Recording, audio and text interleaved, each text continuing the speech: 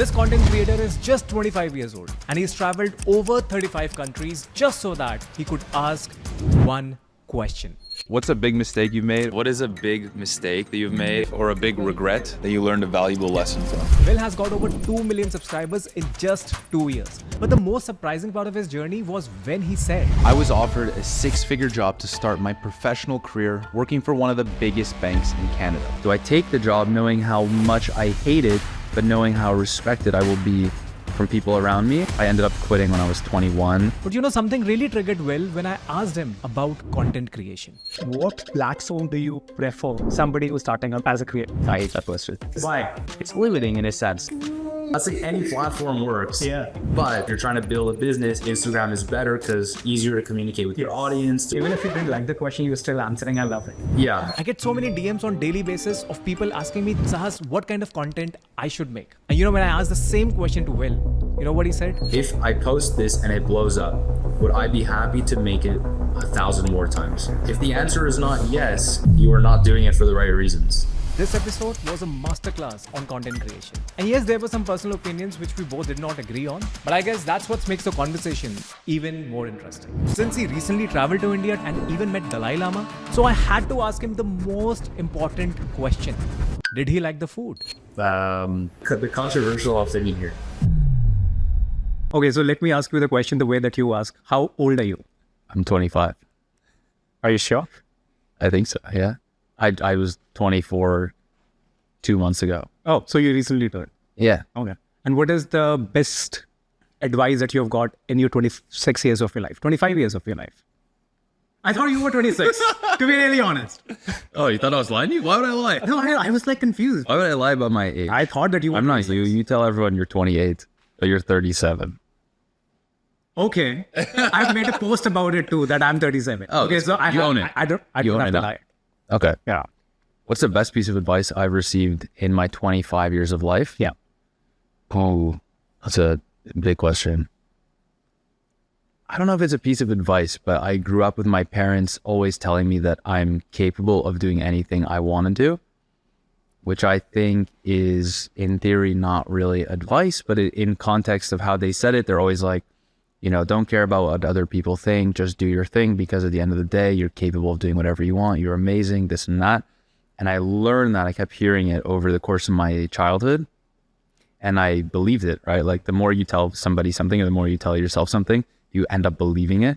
So I kept hearing this over and over again, and I believed it. And that's what inspired a lot of the actions I've taken in my adulthood to get to where I am. So probably best piece of advice is that you're actually a lot more capable than you think, or that just generally speaking, you are capable, and do what you will with that. That's a very philosophical advice that you got. I think because most of the time people take years, like even 30. I wouldn't have been able to answer this question at your age, man.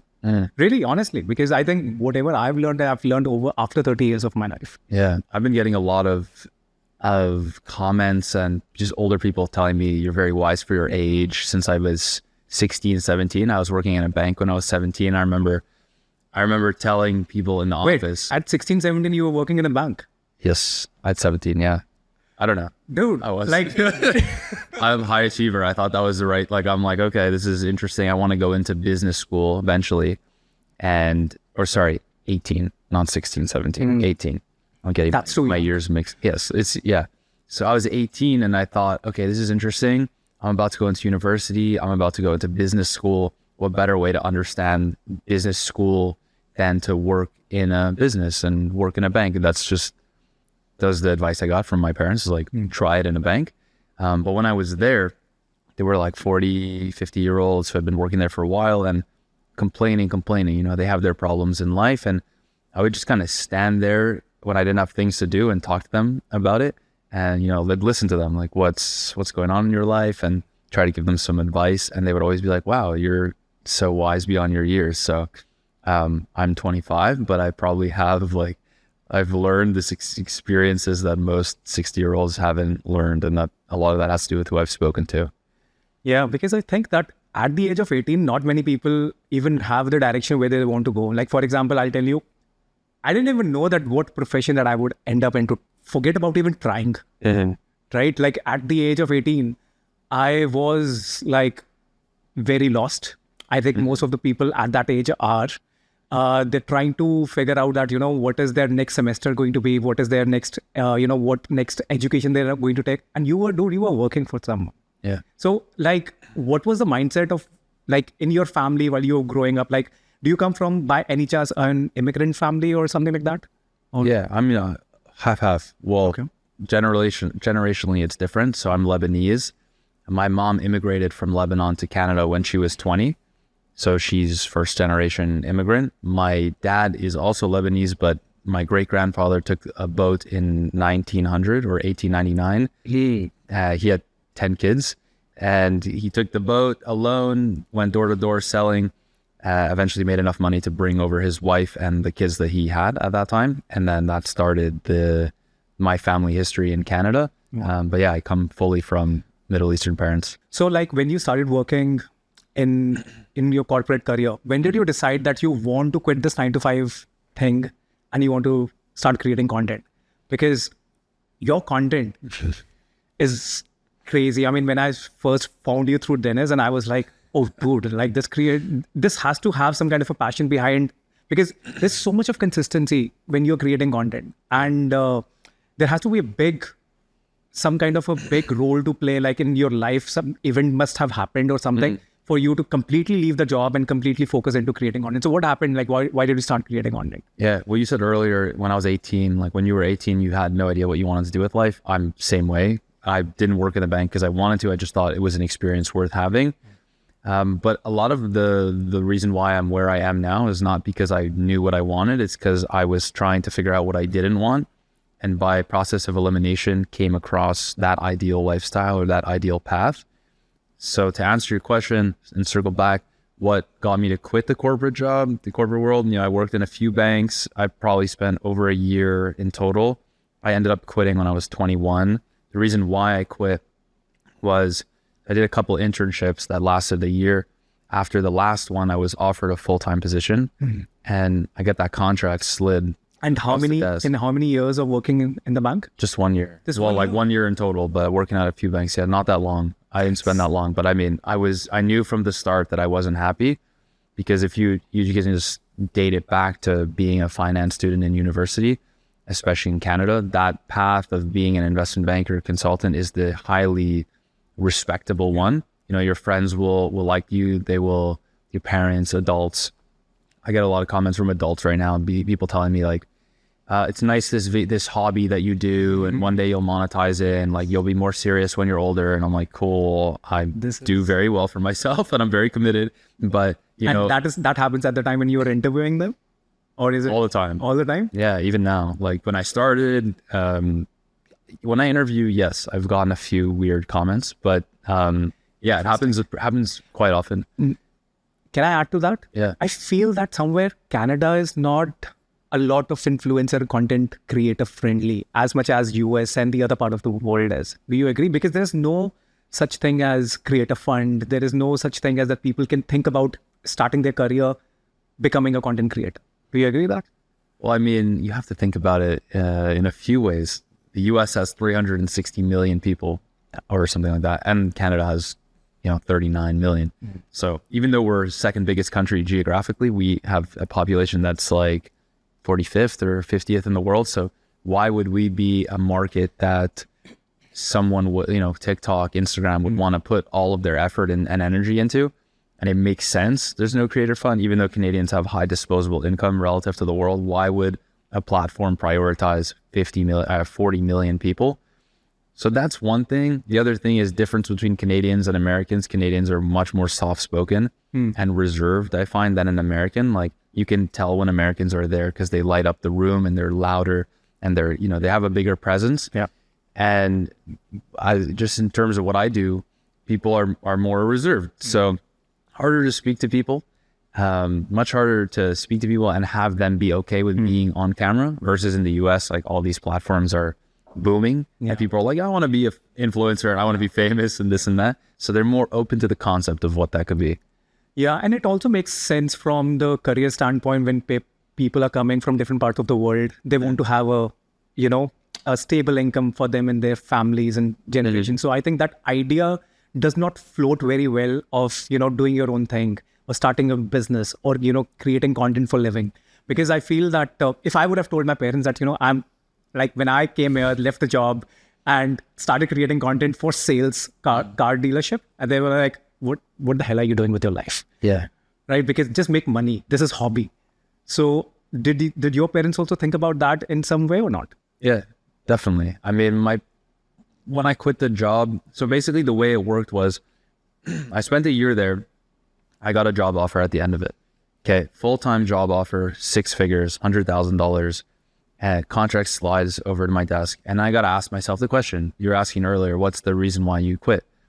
That contract came, I saw the number and I saw what that could bring me, but I also understood how much unhappiness and displeasure I would have if I accepted it. So I had to make a decision in that moment. Do I take the job knowing how much I hate it, but knowing how respected I will be from people around me? Or do I say, no, I have no idea what I'm going to do. I literally no idea, but whatever I do, I will feel more passionate about it. And I quit the job. Okay, so let me get it straight. You didn't know that you were become a content creator? No. I'm super, well, not anymore, but I was super introverted. And yeah. That is interesting. People did not think I was going to do this. So I was private on Instagram and everything. You didn't have any idea that you would become a content creator and quit your job? Because the stories that I usually hear that, you are part-time creating content and you're working corporate life. And then one day you make a switch and say that, I don't want to do the corporate anymore and I want to become a full-time creator. By the time you quit, you had no plan. No. I had no idea what I was going to do, honestly. But I knew what I wanted to do was inspire people. I knew I wanted to put my piece into the world and make the world a better place. My grandparents, my parents, the way people talk about them is like, wow, the impact they've had on strangers is huge. So I knew I wanted that. And when I asked myself, in this world, what is the way I can achieve that? How can I spread that message? Social media was there, that was the answer. So I dabbled in everything.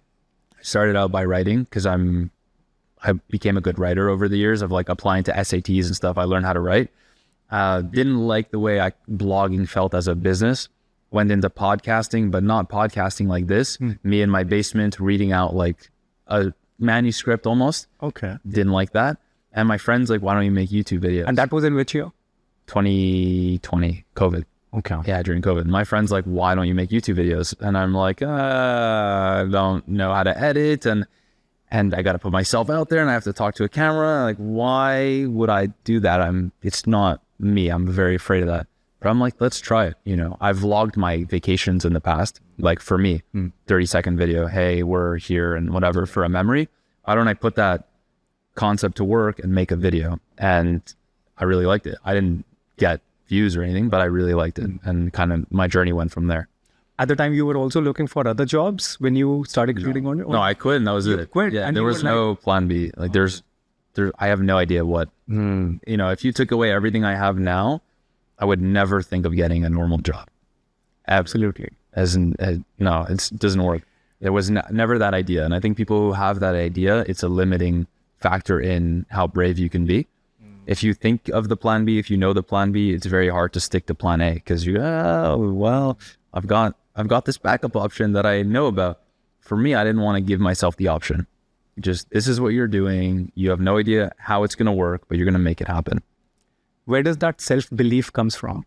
My parents, for sure. Yeah, like I was saying before, right? My parents told me growing up, you can do whatever you want. You can be whoever you want to be. You're amazing. You're the best, this and that. And I believe that.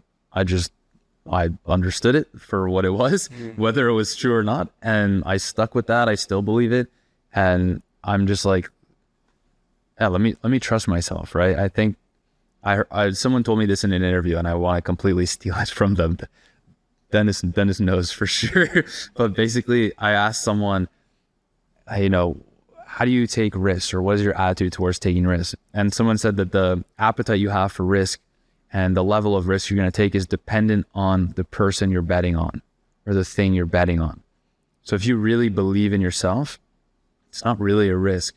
But if you think that you're not going to do it, it's a huge risk Like if you don't think that you're going to be the person you're going to be or achieve the thing you're going to achieve, it's a big risk. But if you're super confident that you're going to make it happen, it's scary, it's uncertain, but it's not a risk. It's just a matter of time. Right. So that was my attitude.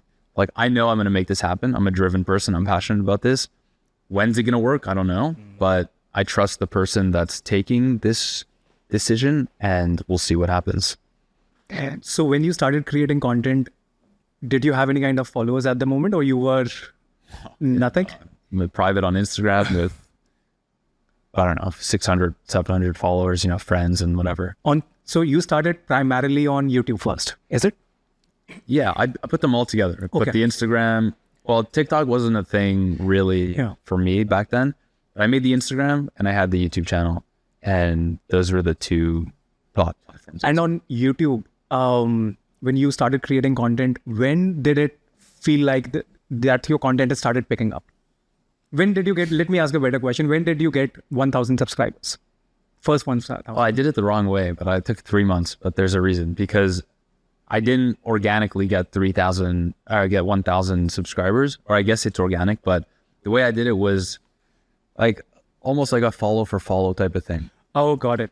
So I don't know if you want to know the whole story. No, why not? I think that is also one learning lesson around that a lot. Yeah, share that.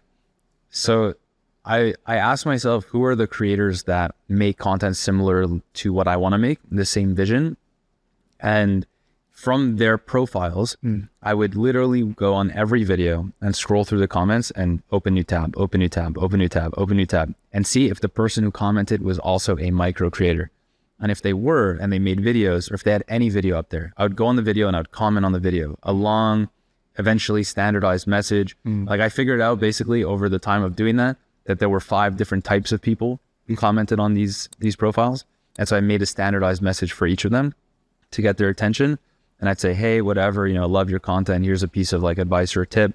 I'm going to follow you. You check my video out. And that's how I got the 1,000 from doing 200 outreach every day. The worst. That's nice. My girlfriend, I even made her do a few of them, so I'm like, okay, if we can both do it together, we can get more subscribers. So it'd be really cool. And yeah, not the healthy way to do it. Would not recommend for anybody to do that. But through that, met 3 amazing friends, actually, who I'm still friends with today.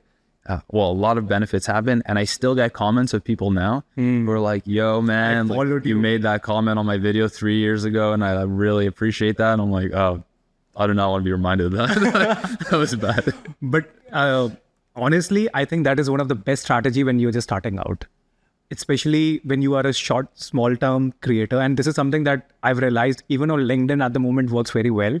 When you're a small creator, and if you get just your bunch of friends to comment and engage with your post, that is huge, because that is a way for algorithm also to know whether, okay, so a lot of people are engaging with this piece of content, let me give it a little more boost. Yeah. So I think people hesitate in asking for engagement also. That is also one of the things which you totally thought that, this is pretty normal and I can ask any people to do that. Well, think about it. If you have 100 subscribers versus 1,000, people are more likely to subscribe to the 1,000. Like my thought process was 0 to 1,000, no one trusts you at all. Absolutely. After 1,000, there's a small amount of trust where if I post something and it's decently good, someone is more likely to subscribe or follow versus the 0 to 1,000.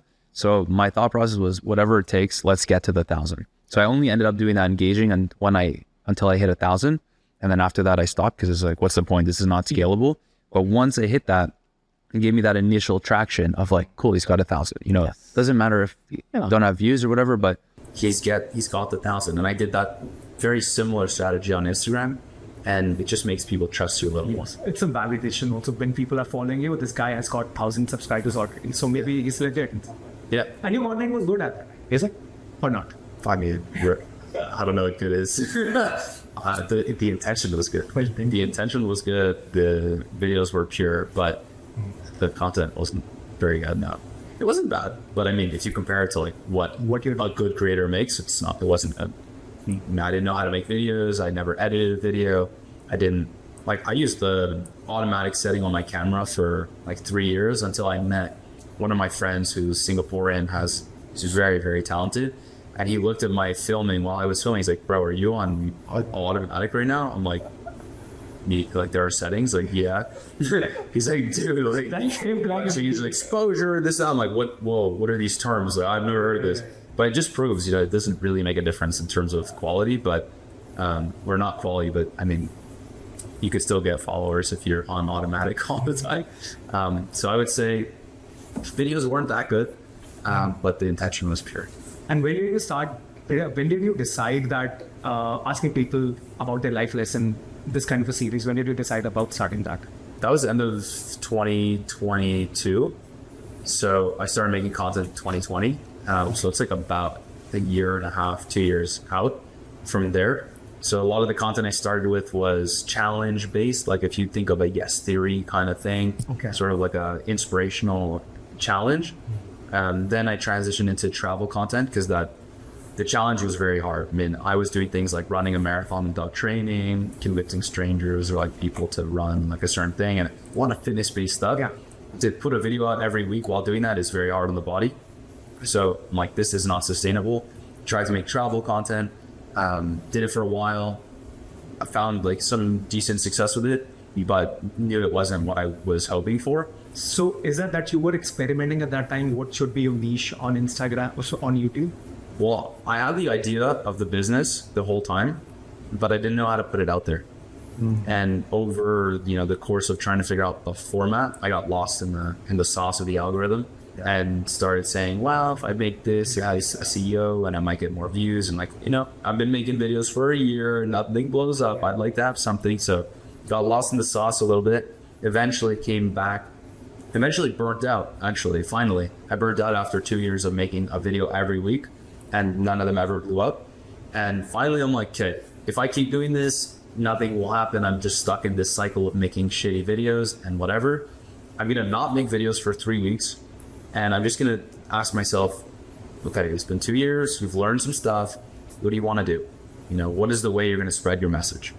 And I just remember the last 8 months before that, I had started making videos where I spoke to strangers, or I invited strangers to events. And that was super fulfilling. So I'm like, that's interesting. And my friends told me when I was younger that they thought I would all be a motivational speaker. And I was like, that's interesting. Okay. And I've recently got over this fear of talking to strangers, which held me back a lot in life. That's interesting. And I recently met a friend who made interview content about music, like what are you listening to and things like that. I'm like, he gets views. That's interesting. What if I combine all of that and make it about what I want to make it about? And I don't care if it doesn't work because I'm burnt out and this is not the last straw, but I mean, I'm at a low here. So let's see what happens. And I did it. The first day I did it, the first person I interviewed on the first day I ever interviewed, I posted that as my first video in the editing room. Like I didn't take the batch and go, who's the best? I just said, this is the first guy, I'm going to edit this. Made the video, posted it, and it's the first video that ever went viral. It's the first video that ever went viral. And I was just like, I remember I posted it, went for dinner with my family, like went downstairs to eat with my family. I come back upstairs, 10,000 views. I'm like, Dad, whoa, look at this video, 10,000 views in an hour. And my dad's like, what does that mean? That's cool. I'm like, it's good, it's really good. And then 3 hours later, he's like, that's 100,000 views. Oh, he's like, holy shit, that's a lot of people. And then, the next day hit 1 million and it kept growing. Like that video has 30 million views across all platforms. And how long is that video? 40 something seconds, maybe. Yeah, 47 seconds. It was a short form video. Because that's short form was ending at that time. And we're still is booming. And yeah, that was a really insightful moment because it was the first time I let all of my expectations or thoughts about the algorithm go. And I just decided to make something that would make me happy and that I thought would bring value to people. It was really the first time I honestly did that. And that was the first video that blew up. So to me, that was a sign that says that's the path to take for the interviews, but also for the mindset. Make things that you love that bring value to people. I think this is very, very difficult also for a person. I believe that, when you are a kind of a person, when you are creating content every single day or every single week, and you want to hit a pause just to find out your direction, that taking even that pause is also sometimes very difficult to take. Yeah. Someday you feel like, oh, what if I miss on consistency now? what if I never make video again? And giving yourself that permission that you can take the pause for 3 weeks and figure out which way that you want to go is also like something that can change the whole trajectory for you. It's hard as a creator to take a break because it's not part of the contract, the social contract of not being on the platform every day or every week. But the thing is, you have to take in life, you can't always be go, go, go. You need to be able to stop and reset and really analyze. That's how you improve. Like, you can't just keep doing something without thinking about why you're doing it. And I had not taken the time to think about what I was doing and why, and what that was bringing me towards. So by I'm allowing myself to take that chance of just, let's not make anything right now. Let's just think about why I was doing what I'm doing and what I can do to take the next step. That's when all the clarity happened. And again, this is why you see people who are working in jobs they don't like and leading lives that they're not happy with, because they're not thinking about what they actually want and what they don't want. It's just go, go, go. Here's the next step and the next step, and do this and try this and be here and talk to this person, whatever. It's like, okay, we can do that, but relax. Take time to relax and actually think about why you're doing these things. And when I asked myself why, it really helped. See, this is very interesting from one standpoint that, your content, this is interesting to me because, in this niche of street interviews, asking questions to strangers that, what do you do for a living, or asking, like Daniel Mack, right? Daniel Mack. So I see that, there is even though the style is same, but there is a whole lot of a difference in the way that you are asking questions and the way other creators are asking. Most of the creators that, Daniel Mack or people become of course. Oh, yeah. So whoever we're talking about. Who are we talking about? So we cannot name them, but there's two different brain hemispheres which are working in this. So it's very interesting to me when your set of questions are right hemisphere brain's side of questions which are related to emotions. That what is the biggest life lesson that you have got. But when people are asking, which car do you drive? Or, what do you do for a living? That's not a right hemisphere kind of a question. That's like logic, maths, calculation. So I think it's very interesting that you were able to hit from that, even though your asking style is pretty much same as street interviews, but you were able to hit a different part of the brain and then also like grow viral for that. You've watched my videos, you've seen their videos. Do you think that the way I ask questions is different, like the whole process, or just the vibe of it? I think it's about mindset.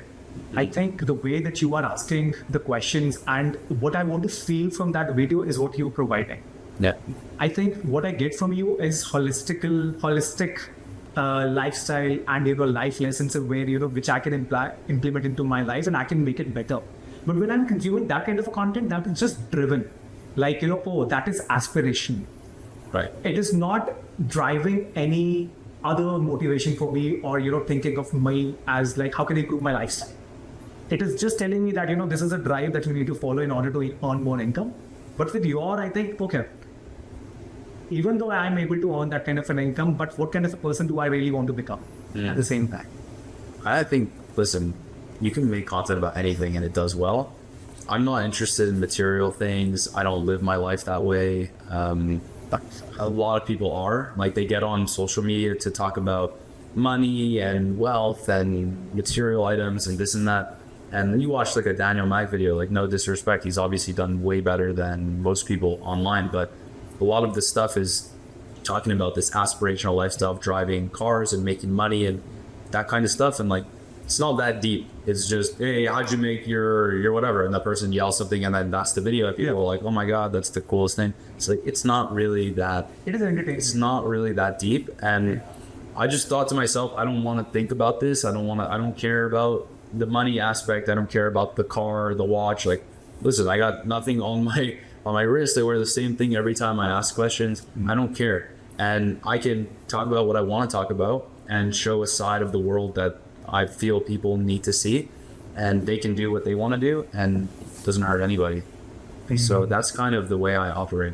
And I think somewhere you have been able to nail your value system into the kind of content that you create. And that is because you know what, and you were right about that, most of the people who are creating content, who create content is from the validation point of view also, that okay, so this kind of content is going to work. Why? Because I'm asking people for money, how much would you do for living, or how much do you make? All of that is great because people probably going to get it onto the trend and asking, but is it something that you really believe and you want to ask and keep on doing it for the rest of your life? Yeah, listen, you're bringing up two good points here. I think number one is the content that works is the content you're interested in. And there are people who are interested in everything. We don't have to make, in fact, the first day I was going to make videos where I talk to people about, how old are you? What does it feel like to be your age? I told the guy I was filming with, I'm like, should I talk to people about that? Or should I say, what do you do for a living? How much money do you make? This and that. He's like, why would you do that? Everyone does that. I'm like, it's a good point. Why would I do that? Like, was I just doing it because everyone else is doing it? Was I doing it because I'm passionate about it? So then I went my way and I built an audience like that. And my audience enjoys, I found a part of the world that likes certain things. Whereas, whatever, jump on for the train. Okay, we talk about money and money is this and that. But at the end of the day, you're just someone else talking about money. And for me, I don't want to be someone else talking about something. I want to be providing something unique in the world. And when I get recognized, people know a lot about the brand. They know a lot about the story. They know a lot about me. And that tells me that it's much deeper than just conversations. And I would say just the second point there is when you're making content, ask yourself, every time you post a content, ask yourself one question. If I post this and it blows up, would I be happy to make it 1,000 more times? Mm-hmm. If the answer is not yes, you are not doing it for the right reasons. Okay. So we'll make you quiet? I thought you had something to add on that. Most people make content just to make content, right? Is this going to get me the views? Is this what the trend? Is it the right algorithm pleasing thing?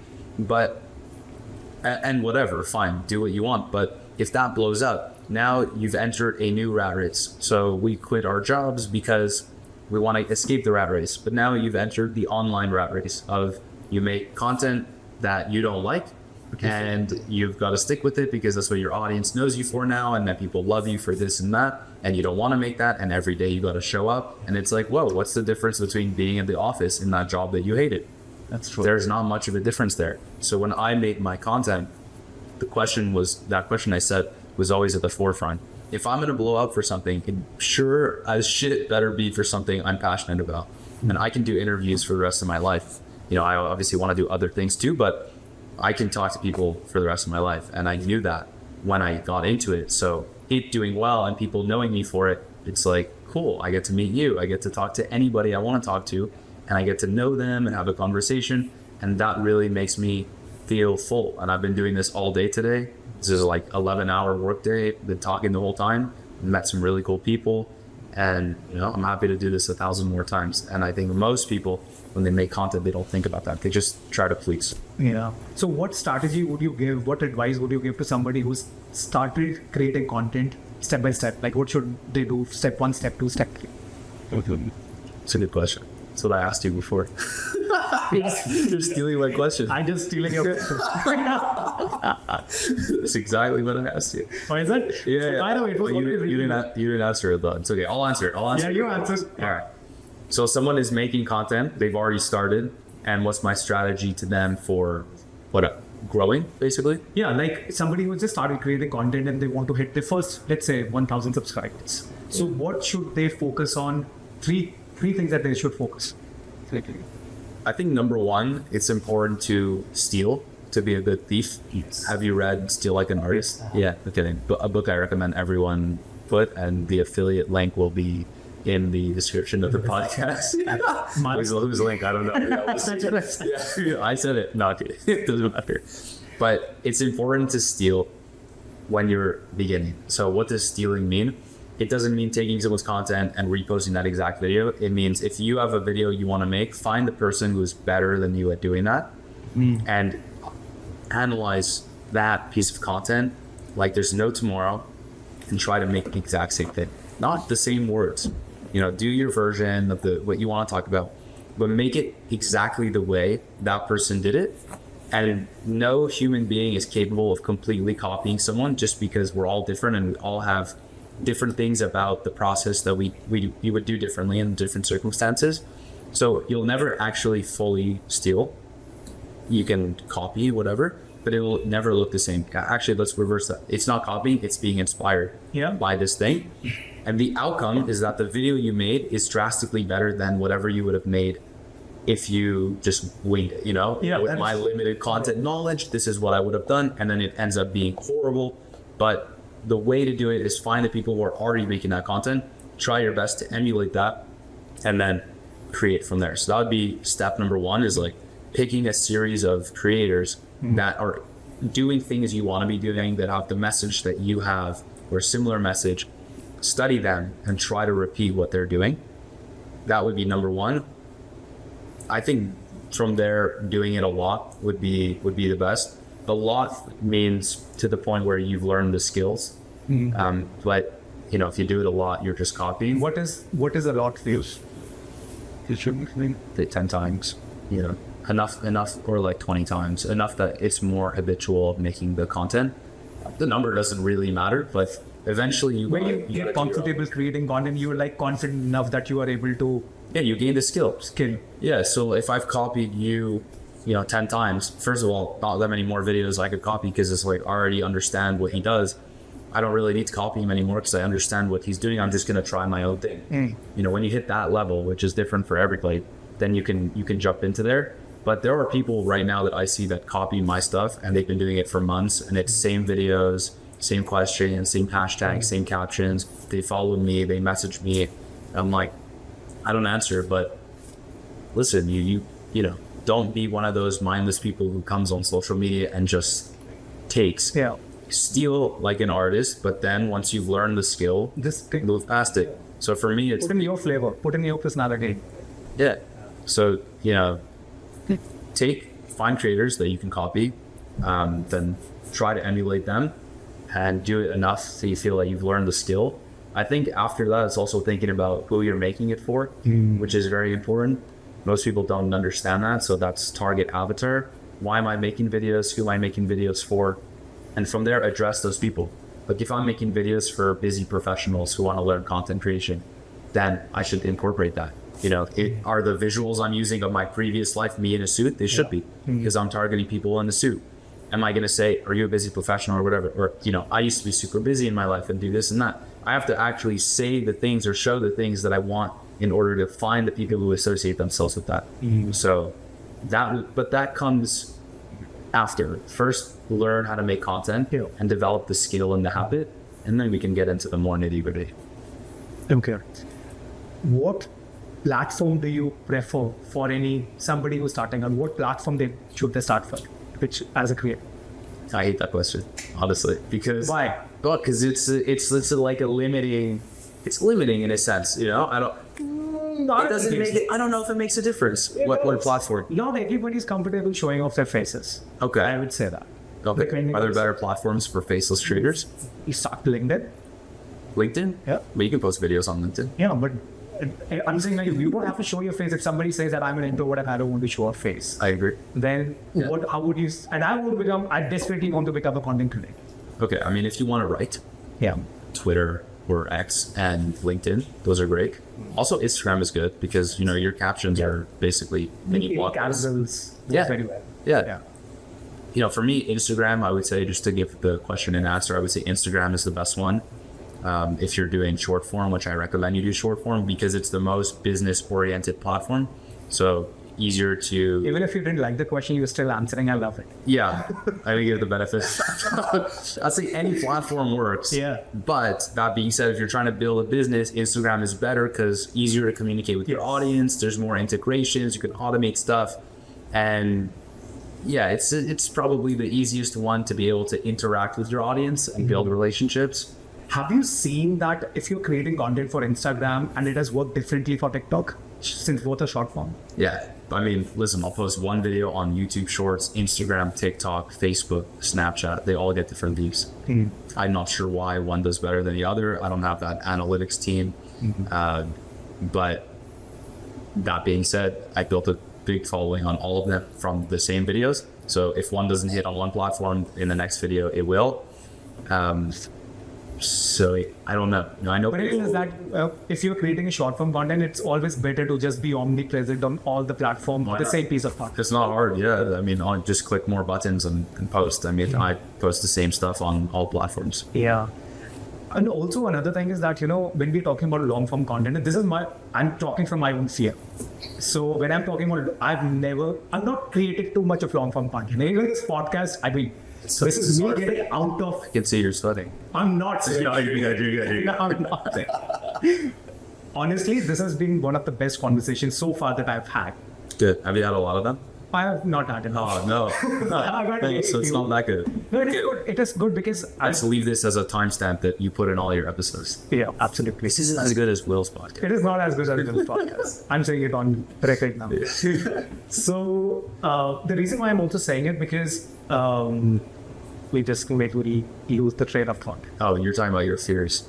Yeah, so I'm not really very comfortable creating long form because first thing, I just tell myself I don't have enough time for that. Okay. That is one limiting, I create a scarcity for myself. Sure. I don't have that. Do you want me to answer all of them right away, or you want to say all of them? Okay, you say answer. No, go. Good. Okay. Well, yeah. The next one is I feel that, it is, I might suck at it. Okay. So most of my content, like I've created 1,000 over videos and everything is short form. I just feel that, I cannot go off the script and start creating content right. Podcast is entirely different. Okay. And even I've done a lot of public speaking also. That is entirely different again. Mm-hmm. But I think when you're doing YouTube, specifically I'm talking about YouTube, when you're doing, your story needs to hit the mark. And I think I might take a little time to get there, but that time has not even started yet for me. So this is what my scarcity is. You actually believe that? They're a confident guy. I am. It's just that I need to get it right. So for example, the reason why I don't have enough, I feel that I don't have much time to put it into a YouTube video.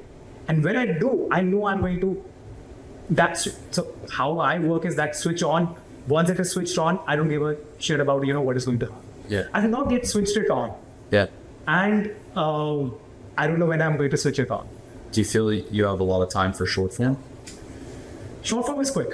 So I have a team in place. When earlier I used to do all the research and everything. So I used to do edit and everything. Now I have everybody doing their own part. And all I need to do is just, I'm able to create 2 videos in a day, like in 2 hours or something. Earlier it was very difficult for me, challenging.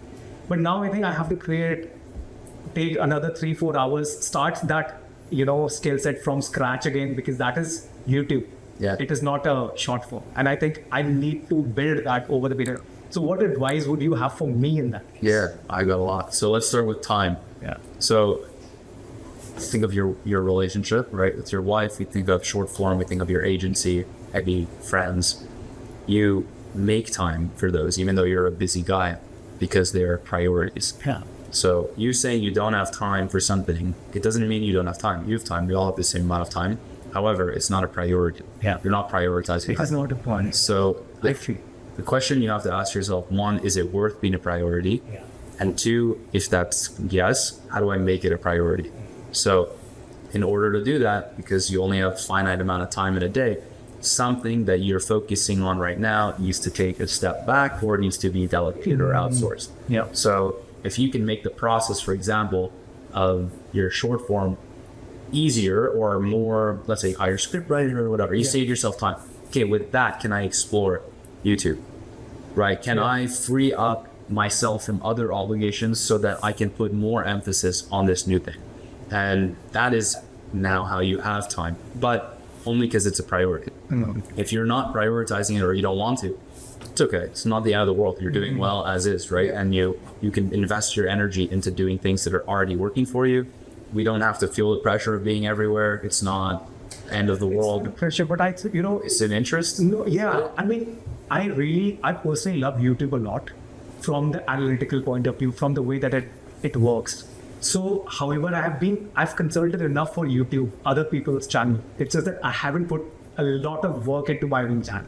So hire somebody to do all that. That's what I've been. And you just film. Yeah, I've also had recently conversations with a few people who were like content strategists, and I really they came up with oh, we know what we are doing, and it was very bad. Very Nobody bad. knows what they're doing. That's Yeah, all. they didn't know. So I was They like, took your money. and this is what exactly I feel, that nobody can replicate me. So I'll have to anyways put on the effort from day one and build that foundation. And over time, somebody comes in and they help me to sort things out. That's what it is at the beginning, Right? unfortunately, because you don't even know your reason for being there, right? So Yes. how can someone decide that for you? Yeah. You need to put that energy in. The other thing you said about sucking, you know. That's I know. You know. No, I mean, I know. everyone sucks at the beginning. I really because you don't have no care experience. about that too It's much. not that you suck; it's that you don't have experience. That's Yeah. how you reframe. You don't suck; you just don't have experience. I If think you did it 1,000 times, Yeah. you would not suck. Clearly, quite good. so 1,000 times is going to be my practice for YouTube. I read this statistic, or I heard it on a podcast or something, that most people who start podcasts never go beyond the 6 episode mark. Oh, So if you make it past the 6 episode mark, you're like 90. You've done what 93% of people. I'm don't over do. 6. Something like that. Yeah, you're good. You're in the clear. But that's how you get better. Yeah. You know, the way you talk about your podcast right now is different than how you talk about long form. But I'm sure if you made over 6 episodes long form, your thought process would be, how do I improve? Yeah. How do I get better? I've done this and this worked and this didn't work. And your attitude wouldn't be, I don't have time, because that initial effort you put in got you motivated, and now it's a priority. And I think this is also another thing I wanted to, come across, that no matter how amount of success that you have achieved, you still sometimes have the same scarcities and limiting beliefs about yourself when you're starting something new, So sure. right? Like even me, if I've done whatever short form or agency or whatever that I'm doing, when I'm trying to challenge myself with something new, I'm always giving myself, oh, you're not good at it, you're going to suck at it, oh, you know what. So I think this is just such a weird way that everybody is, connected in that angle. Even if you're a starter, even if you're at advanced level, if you're starting some new practice, you'll have to bear the fact that you're going to suck. Well, we just launched a paid community, which I've never done in my life. I don't know what a community is. I don't know how to run it. I don't know how to manage it.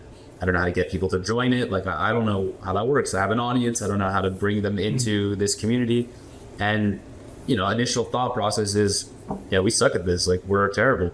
But reframe and just say, we've never done this before. If we put in as much effort and gave it as much of a priority and did it for as long as we made content, we would be the best community in the world. So as long as you're willing to put in that work to be able to get to that point, it's just a matter of time, just learning. So I think the reframes are very helpful. That self-doubt can be cured by thinking about it in a different light. I think this is a very good segue also, because you started as a 9-to-5 corporate employee. And then, You stopped doing that. You became a content creator, and now you started your own business. yes. When did this inception of starting your new business came into your mind? Oh, it's the same, like it's the same time, when I quit, I knew I wanted to be an entrepreneur. The question is just, what's the best way to be an entrepreneur at that point? Social media was booming, and I told myself, well, all my friends can chase money and wealth and status and whatever. I'm going to chase influence, because if I have influence, then the money will come. But if I have money, it doesn't necessarily mean I can have an impact on the world. Right. And, obviously what I do is I'm money driven, but whereas the money comes when you have an audience. So for me, it was like, let's hone in on that and start a business in that regard. And then let's see how we can monetize after. So when did you decide that, you wanted to build this community? And tell me a little bit about your business first. Yeah. So Sprout, it's a online community for busy professionals who are looking to learn how to leverage social media to get paid to do what they love. So that's what it is. The vision that I have for that has been the vision I've had since I quit my job. Because when I quit my job, I looked at all my friends and we were all equally unhappy, but I was the only one who said no when I got that job offer. I asked myself, why do people who have the choice to do what they want in life live lives and work in jobs that they know that they won't like? And there's a lot of limiting beliefs for people who work at a 9-to-5 or unhappy, got pressured into it, and want to make a transition. There's a lot of limiting beliefs on how that can be done and if it's doable for them. And so this business is really about teaching people the foundations of your mindset, crafting your ideal lifestyle, learning how to make content, understanding it's not as hard as you think, and also learning the fundamentals of business, starting a business and monetizing. Because again, we're breaking down basically all these limiting beliefs that people have and teach them how to put it together while also making friends who are on the same journey. So I had that idea from the beginning. Okay, you Yeah. had an idea. So, but how did you come up with the name Sprout? Yeah, great. I've always been intrigued by it because I think a lot of people put an emphasis on a personal brand, but you from day one, were you sure that you wanted to put Sprout and not your personal name onto something? It never changed. I mean, it's been Sprout since the beginning. Really? Yeah, my name has nothing to do with it because, well, whatever, personal brand, nothing wrong with it. But I want to build something that when I'm gone, outlives me and outlast me. I didn't come here to make something for 3 years and F off and whatever. I came here to build something that I want the world to see and enjoy beyond my existence. So that being said, my personal name isn't the right way to get that started. Why Sprout? So every flower was once a seed. And again, this took me a while to really come together, yeah. But every flower was once a seed. People travel all over the world to see beautiful flowers. And one example is I went to Japan just to watch the cherry blossoms bloom, right? And people all over the world did that.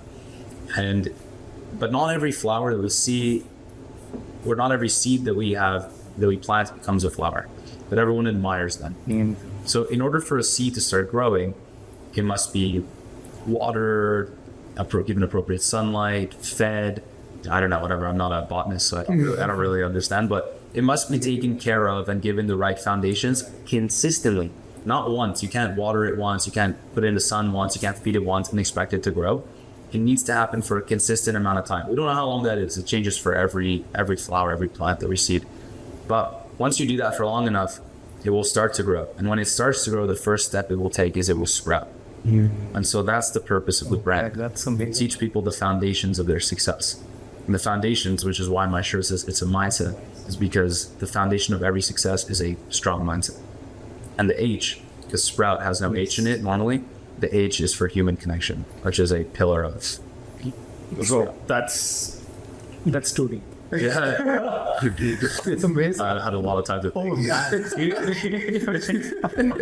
Really thought about that. a lot of thought about it. Yeah. Well, I would say also with the website, with when I was coming up with the website, the H, I needed that H to get the domain name too. Brilliant. So that I mean, this is like really fascinating the way that your thought process went from Sprout, because now everything can make sense to me. That how holistically you were talking about that you would create content, holistically grow your life, leave the rat race, find your own freedom.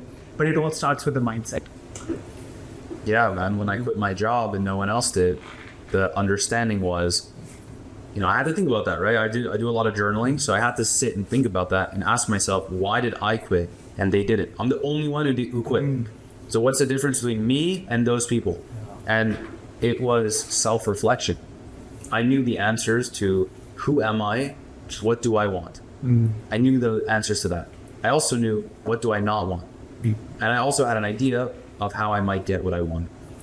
And most people in life never ask themselves those questions. We're not taught that in school. We're not taught that in life. And if you don't think about it, you end up down the wrong path. And that's what most people unfortunately go through. For me, from life experiences, I was led into journaling and started asking myself those questions. And I'm happy that those life experiences brought me there, because I was able to uncover a lot and gain a lot of clarity. And that's the forefront of the brand, right? If you have the mindset and you know who you are and you know what you want, in theory, you will do what you will do whatever that is, because you're aware of it. Most people aren't aware of it. They kind of know it, but they don't. And if you don't have total clarity, it's hard to jump and take the leap. So tell me about what people can learn from your university. Okay, what they can learn when they become part of it. Yeah. Essentially, you can learn all the foundations about getting started with this content creation career.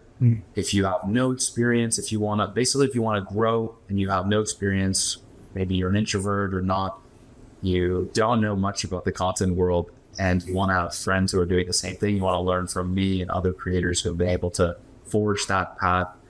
Also having no prior experience, there's a lot of people who have the classes that they teach, and the guest speakers are people who did themselves, totally self-taught. They come out and they share their questions and you get to speak to them. So really, it's if you're not happy with your 9 to 5, this is not about quitting, whatever, but if you're not happy and you're looking for more freedom, the freedom to do what you want when you want, and you believe content creation is the path to do it, but you don't have that initial traction, or you've never done it, this is like the foundations for that. So you're going to meet people who are on the same level as you. You're going to learn from people who have done the work you want to do, and you're going to be able to monetize, just get out that it is for you also. And people from all over the world can join us? Yeah, the good thing about the audience that we have is like, we have people from 100+ countries, so people of all ages from all over the world. It's a very global audience. Most people can say, I've got this percentage of people from this country and whatever. Yeah. For us, it's very scattered. Every time we make a video, there's 100+ countries people who are watching. So yeah, you meet people from all over. There's people from Singapore, from Malaysia, South Korea, the US, Canada, England, Ireland, South America, Middle East. And what is the age group usually that you see? Like, you think like 25, 34, but I mean, there's people in there who are 18, 19. And there's also people in there who are 65. So, as long as you're willing to put in the work and you're interested in the concept, there's no age that should limit or exclude you. And that's what I like about our brand, is that there's no, in an ideal world, people we're talking to are 25 to 34, but the principles stand for anyone who's interested. That's amazing. Okay, we didn't touch on India's topic. Oh, all right. Want to spice it up? I want to spice it up. How was your visit to India? It was spicy. The way I answer when people say, how is India, is like this. It was interesting, I thought I've been to 35 countries in my life, which I think is a pretty decent amount of countries. And every time I would go somewhere and it would be hectic, I would be like, well, it's not as bad as Vietnam. Like Vietnam was hectic and crazy, and this is not Vietnam. When I got to India, I was like, Vietnam is so peaceful, right? It's such a normal place. Everything works so smoothly in Vietnam. So like, India is, for me, unlike anywhere I've ever been. The sights, the sounds, the smell, the people, especially with the camera, that elevates your experience a lot, and just how much people are into who you are and what you're doing. So it was interesting. I learned a lot about life, good and bad. So what all cities did you visit? I visited Delhi, went to the Taj Mahal, so Agra, Jaipur, Dharamshala up north, Bangalore, and we circled around. Also came back to Delhi. So, any story that you remember for any of these cities that you visited? Oh, what kind of story? Any plenty of stories. Which stayed with you? Good and bad, like what? I was filming a video on the last day in the spice market in Delhi. Chandni Chowk? Yes, Chandni Chowk. And it was just part of the video where we're trying to understand more about India, and to do that, we're going to talk to a lot of strangers.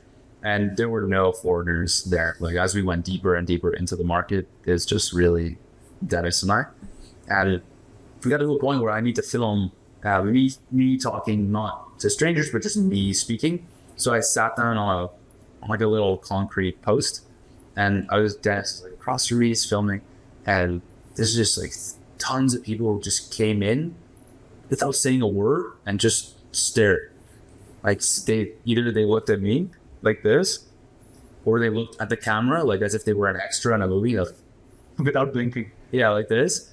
But they didn't care how long I was there. They stood for 20 minutes, 10 minutes, and the whole point of what I was talking about was like, it's crazy. People have no chill here, like the way that they act is that they're whatever. If they're interested, they take part, and they're not afraid. And there were so many people just staring at us, and I just remember like feeling super, super awkward about it. When someone is really intensely staring at you and you're filming, and like if I'm looking at you and you're the camera, but someone right there staring at me, it's like, it's a little weird. Like, you can look away, but if they're looking for 5-10 minutes in a row, it's a lot. So that was like one thing where we were super overwhelmed, but that's not a pleasant story. I can give you a pleasant story if you want also. No, how was the food? I want to ask someone to pay about. Food was very good. Why you smile? Because it's the controversial opinion here. I think the Indian food in Singapore is better than it was in India. Any food in Singapore, Yeah, I think so. like in what way? I was aware that when I was eating it in Singapore, or more aware that I wasn't afraid of potentially like eating something that would give me a bad reaction. I also felt that just from there, like the food was a bit fresher or whatever. But I don't want to stand out and say like the food in India is not fresh or it's not good. It's just the food in Singapore was really good. So I remember that being my baseline. And as I was eating in India, maybe I didn't go to the right places because we didn't have locals bringing us and everything. We're just a bunch of foreigners going and eating. So I would say controversial opinion. That being said, food's unbelievable. Dal makhani is something I discovered in India. Delhi? Yes, in Delhi. Beautiful. And dosas also is something that like I hadn't explored in the south. Amazing. Like really, really amazing. And food is super diverse there. You know, I didn't think it was closed. I wasn't closed-minded on cuisine there, but you know, people in the north are like, hey, we don't eat the south food. And people in the south are like, we don't eat the north food. It's this or that. And it was interesting to eat both of them and to be able to see the way like people are consuming different things. And that taught me overall India is so diverse. You know, people who don't know anything about it and they don't go there, they just think India. Absolutely. But every single, is it province? States. Every state is so different from one another. They've got their own food, their own people, I think their own language as well, right? There are more than 22 languages which are official and unofficial, more than 300. Yeah, I don't want to make people angry about the food because honestly, I just love the Indian food in Singapore, which is also made with love, right? Yeah. But, for some reason, It's Indian people making that food. It's not Singaporeans who are making it. it's very interesting. I've never been to Singapore, but maybe Indian food's good there. yes, I like Indian food from India. I somehow don't like Indian food in Canada. Oh, yeah. I liked it in Toronto, but I would. I'm not you, so Yeah, I think no, but like my spice levels are also not that high. I mean, I get chili way too quickly, so I don't like much spices. yeah. But I still find that maybe because you haven't. I told you next time you would have just texted me on that which place to go. I would have recommended you from some. You know what happened though is 6 days in. So in Delhi, all good, eating food, enjoying. It's all good, Indian food, going at it. And then 6 days in, go to Agra, and everybody except one guy got sick, and that changed the way that we approached the food we were eating. That's true. Because we were like, oh my god, we didn't eat street food, we didn't go to bad restaurants. Like we went to actually good restaurants. We took care of ourselves. We didn't drink tap water. We didn't use tap water to brush our teeth. And all of us got sick at the same time by eating at different places. Because in those days in Agra, we kind of split up, but we all got sick. And then our attitude and perception towards the food we were eating, we were much more careful. Because we're like, man, we can't see what's in the food sometimes. If it's in a curry and we want to eat the meat and we're not sure about the egg or the chicken, like how long has it been out for and what does the kitchen look like, and that changed the way we approached it. If I hadn't gone sick, I would have eaten way more Indian food because it took a while for me to get back into it. It's heavy. Like, it's not the easiest food to eat consistently for me. It's not. I had to grow up eating that. And I think if I was with people from India, like if you were with me, it would have been a different story. So you would have been showing me things that you're into versus me going, well, it's got a lot of reviews, so yeah, let's try it. And it's a harder culture for me, just knowing like and this is the same in Lebanon too. If you go to Lebanon and you don't know what you're doing, you're gonna get sick too because the water's not clean. But to just venture out and be like, let's try this, let's do that. It's just you're as a Canadian with the stomach I have, I'm not used to that. Like it's easier for me to get sick, so it would have been nice to be with people who can just be like, I trust this. My friends eat here. Like, it's all good. How was the water? The bottle of fishes. You'll think of it. It's just like, don't drink Larry. Oh, it's a big company. You wouldn't get caught? Larry. Larry. No? So yeah.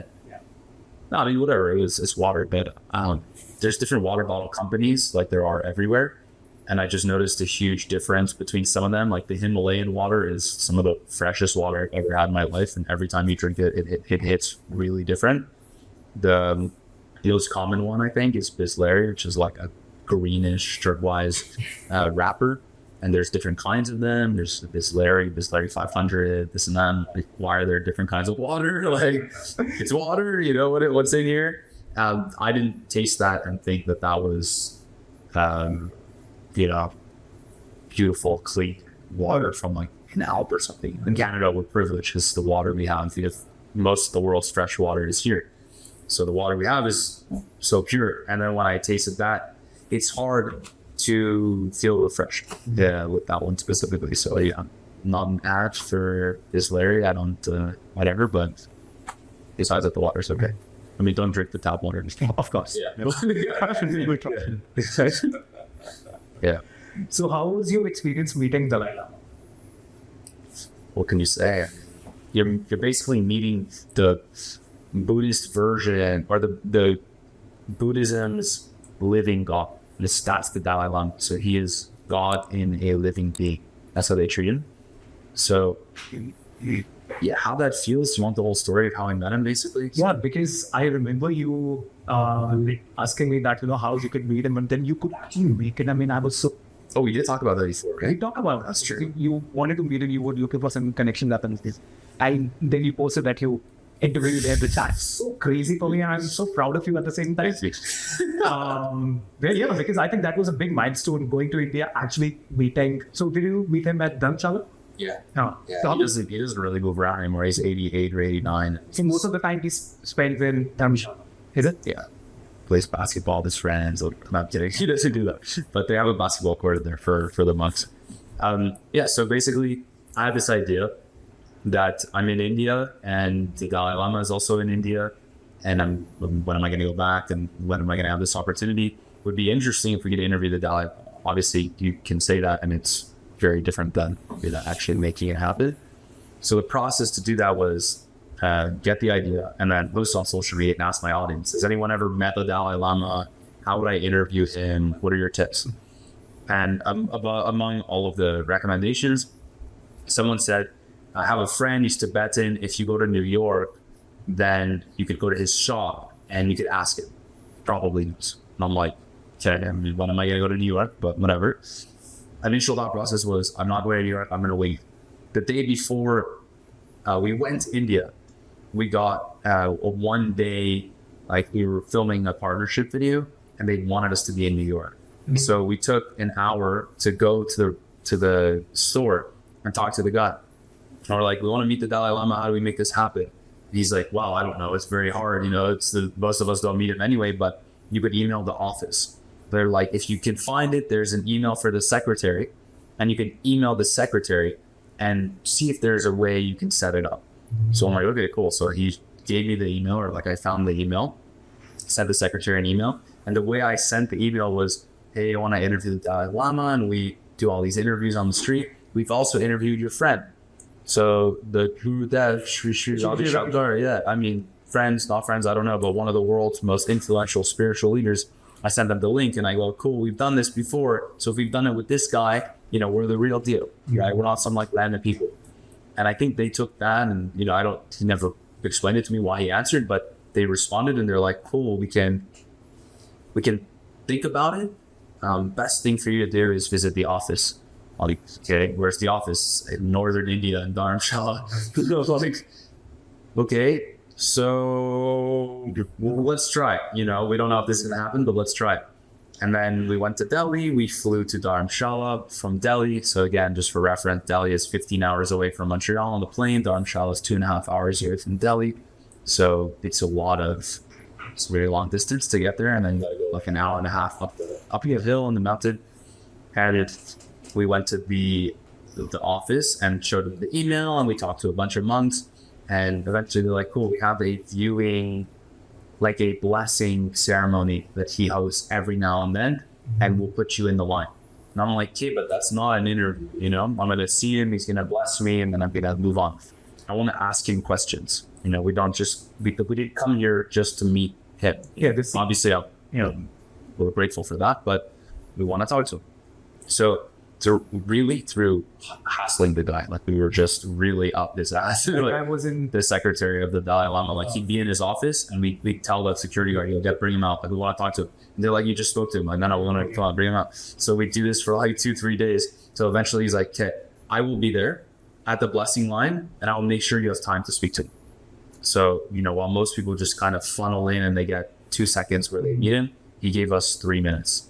And that's really crazy because he said, even if you're part of the US Embassy and you wanted to meet the Dalai Lama now, the only way to do it is in the blessing line. It doesn't take private meetings anymore. So we were like, okay, interesting. We got the time to be able to do that. And I asked him, what is your best advice for young people today on living a good life? And I got one question, so I'm just going to take that. And this is something that a lot of the Buddhists said, but he's like holding my hands and looking at me, and the translator who's translating, he's speaking in Tibetan. He goes, be kind and lead your life with an open heart. And he pauses and he just looks at me like this. And he's still holding my hand like pretty tight. And there's so many people around us. And I'm like, after a few seconds, kind of surprised, like, why is he just staring at me like this? And then he goes, and when you get old, don't try to be so cunning, and starts laughing. And I'm like, oh my God, the Dalai Lama's laughing. All right, I'm gonna laugh too. And everyone around us starts laughing. And I'm like, whoa, did I just make the Dalai Lama laugh? Like, not the coolest guy ever. And we shared a moment. He blessed me, and that was it. And that's how it worked. So all the money we spent and the time that we committed and everything, it ended up working out. That's some mixed feelings, bro. Yeah. It's like, it almost sounds fake when you say it, but if we hadn't gone to New York and talked to one guy and he hadn't sent us to a website, and we hadn't hassled the guy because he said no to us 100 times when we were there, until he was so annoyed and he's like, okay, fine, let's do it, would have never happened. That's some story, man.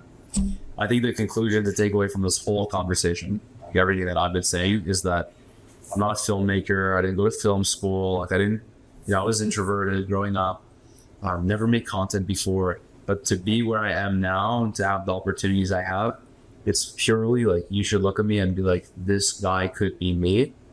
He didn't cut corners. He didn't have the skills, but through persistence, through commitment, through passion, he was able to learn what he had to learn and get to where he is, practice those things, take those things and put them into practice. So really, like, truth is, anyone can do this, if you want. Anyone can do this. Anyone can talk to the Dalai Lama if they want, but there's a lot of little things and nuances within that journey that you have to take advantage of. Why did I mention Gurudev, Ravi Shankar? Why did I mention him? That was important. Why did I show up there instead of hoping to God that they would email me and be like, okay, it's fine for you to do that? There's all these little risks or these little decisions you have to make that really change the quality of the life that you live. And I think, that story aside, that's what the journey is in life. And like, if you want to get to where you want to get to, you have to be willing to put yourself out there and try something that might not work or probably won't work. Eventually, you will build this understanding in your gut of what will work and what won't. I believed that I was going to be able to interview the Dalai Lama because my gut told me that. But my gut is a product of lots of experiences of trying and failing. So I was able to build the intuition to say, I think this is going to work, and the only way you build that intuition is practice. And that's deep. I'm a deep guy. You are. Yeah. Just for 25-year-old man, I can give you that. Thank you. You're serious. Have you ever thought of impact and legacy? Yes. And what I want it to be. Yeah, what kind of an impact that you want to have with this world, or what kind of legacy you want to leave behind? Have you thought about that before? Yeah, my grandfather passed away in 2007. I was young at this time, I was 8 years old, so didn't really understand the magnitude, but I hear stories about it every now and then. When he passed away, the funeral, I don't know how long funerals usually are, but the funeral was 3 days, and he had 2,500 people who came to visit to pay their respects. People flew from all over the world to Montreal. Yeah, they flew in from all over the world to pay their respects and tell my family how much he meant to them. And that's, How many people did you say? 2,500 people. Yeah. And this is for obviously not social media, right? Like just a guy and we lived in a different world. And for people to be able to understand like he's not here and to take that action to spend money or spend time paying respect, that's really powerful. It must have done a lot of really good things in life. I want to have something similar where, you know, people are talking about that and people are like, really appreciate what you did for me, for my friend, for my sister, my brother, whatever. And that's kind of that's the impact. You know, I see the same thing with my mom, my dad, and my grandmother on both sides and families. So that's really prevalent in my life. But just the way people talk about those individuals, I want them to talk about me the same way. That's too wise for 25 years. I I think it so. comes from your grandfather in that way somewhere. Probably. And I think that there's give and take. It's nice to be wise, but it's also nice to be 25. And I struggle with that. Absolutely. You know, sometimes I just want to be 25 and stupid and I don't know what I'm doing in my life, but that's not the way they planned it, I guess. That's amazing. So how can people reach out to you? At Sprout, Sprouht, all over your feed. It's probably on Instagram. After this podcast, it better be everywhere. Instagram, TikTok, Facebook, YouTube. You can find me on LinkedIn. Google search. Really proud of what you're doing and the way that you are. I think you are really deep with the foundation and your mindset and the the impact that you want to make. I think that idea of your back is really clear for you. So I wish nothing but success to you. I'm so proud of the journey that you have had, and I can't wait what you will have in the future. So really, really Great. thank you. Appreciate it. Okay. Thank you for listening to this podcast. And if you're not subscribed yet, then click right now and subscribe, because every week I'm going to post a video or a podcast, and it is going to be about marketing, content creation, and business. And if you want to check out some other videos and interviews, then here are some of my recommendations for you.